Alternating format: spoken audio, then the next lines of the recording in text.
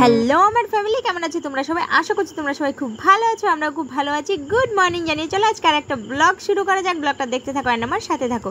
তো আমি বাড়িতে চলে এসেছিলাম, আমার ভাগনার জন্মদিন ছিল, তো সেই জন্য আরাধ্যার পাপাকেও বললাম দিনটা ভালো দেখে ছুটি নিয়ে নাও চট করে। ও ছুটি নিয়ে বাড়িতে চলে এসেছিলো। বাড়িতে এসে আমরা দুজনা চলে আসলাম, তিনজনা, আমি, আমার ননদ, আমার হাজব্যান্ড, তিনজনা মিলে চলে আসলাম মার্কেটে। তো এসে এখানে জিনিস দেখাদেখি করছিলাম, যেটা হচ্ছে কেক নিয়ে, আর সেটা নেওয়া হয়ে গেছে আমাদের।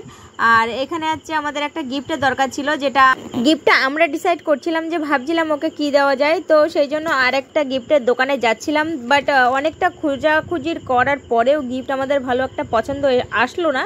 তো তারপরে ভাবলাম যে যাই, একেবারে ডাইরেক্ট একটা জামা প্যান্টের দোকানে যাওয়া যাক, জামা প্যান্ট নিয়ে নিয়ে একেবারে ফালতু এদিক ওদিক আর না ঘোরাঘুরি করে। এমনি আমাদের হাতে সময় কম, আর বাড়িতে বাচ্চা কাচ্চাও এসেও বসে আছে। এখান থেকে আমরা ফিরবো, ফিরে তারপরে হচ্ছে তোমার নেবো পায়েস টায়েসের চাল টাল সব আমরা নিয়ে যাচ্ছি, বাড়ি গিয়ে পায়েসটা আমাদের রান্না করতে হবে। তো আমাদের জামা প্যান্ট পছন্দ হয়ে গেছে, ওখান থেকে আমরা বাড়িও চলে এসেছি। ওখানে আর বেশি ব্লগ করতে পারিনি, তো তোমাদের ভালো একটুখানি বাড়ি থেকেই খুলে দেখিয়ে দিই আমি কি জামা নিয়ে এসেছিলাম। তো এই কালারটা ওর খুবই পছন্দের, তো এই জন্য আমরা যে কটা গেঞ্জি দিয়েছি বেশিরভাগ এইরকমই কালারটা চলে আসে প্রায়। দাদা তারপরে শুরু হয়ে গেল সব বেলুন ফোলাফুলি। তো যতগুলো বেলুন নিয়ে এসেছিলো, তো সব বেলুনগুলো দিদি আর ভাইতে মিলে ছেলের জন্য বেলুনগুলো সাজাচ্ছিল সারা ঘরে। আর একটা কথা কি, এটা ওদের বাড়ি না, ওদের বাড়িতেও জল উঠে গেছে অনেক। তো ছোট বাচ্চা নিয়ে থাকার জন্য সবাই মানা করছিল, তো সেই জন্য ওরা স্কুলে চলে এসছে। আমার স্কুলটা তো তোমরা সবাই জানো একদম আমার বাড়ির পাশে, তো সেইখানেই ওদের ঘর দিয়েছে। ওরা না, শুধু এরকম অনেক ফ্যামিলি এসছে যাদের বাড়িতে হাঁটার মতন পরিস্থিতি নেই, জল ঢুকে গেছে পুরো একদম। তো সেই জন্যই সবাই স্কুলেতেই আছে। তো বার্থডে সেলিব্রেট হবে না এরমটা কোনো কথাই নেই, যেখানেই থাকো না কেন বার্থডে সেলিব্রেট অবশ্যই হবে। তো সেই জন্য আমরা সেই কেকটা নিয়ে এসেছিলাম, যে কেকটা সেটা হচ্ছে এটাই। আমাদের অনেক ধরনের কেক ছিল ওখানে, পছন্দ হয়েছিল, বাট এই কেকটা বেশি ভালো লাগছিল, সেই জন্য এই কেকটাই আমরা সবাই মিলে ডিসাইড করলাম যে ঠিক আছে এটাই নিয়ে চলো। আর উপরে নামও লিখে নিয়ে এসেছিলাম, ওর নাম হচ্ছে রিতম। তো সেই জন্য কেকটা নিয়ে আসার সাথে সাথে আমার মনা দেখো এখান থেকে আঙুল দিয়ে খুঁজে কেক খেয়ে নিয়েছে কাটার আগে। তো যাই হোক, ওর দুই ভাই বোনে বসে কেকটা কেটে নিক, আর সবাই এসছে আশেপাশে, বাচ্চা কাচ্চারা যারা ছিল তাদের ডাকা হয়েছিল।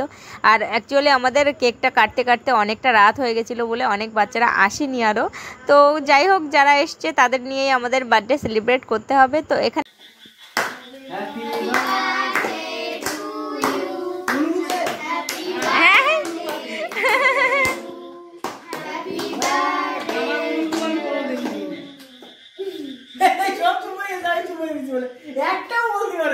Happy birthday dear Ritam.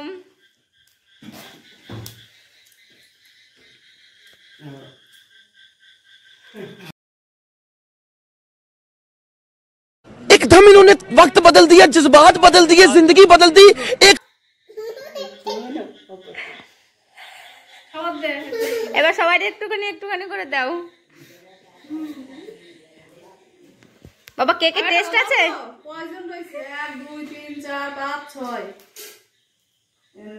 নামে গেছে এখন আপাতত। অল্প দাও মানু, কি করছো তুমিও? দেখো রাত এখন 10টা বাজে।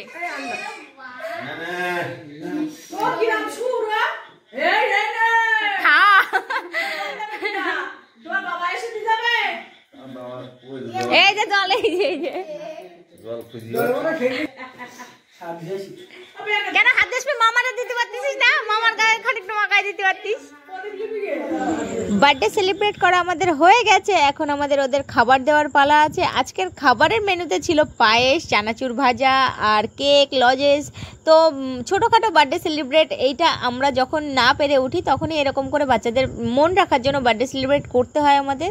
তো সবসময় যে সামর্থ্য থাকবে এমন কোনো কথাই নেই। তো চলো আজকের মতন হ্যাপি এন্ডিং করে আজকের ব্লগটা শেষ করে দিচ্ছি এখানে।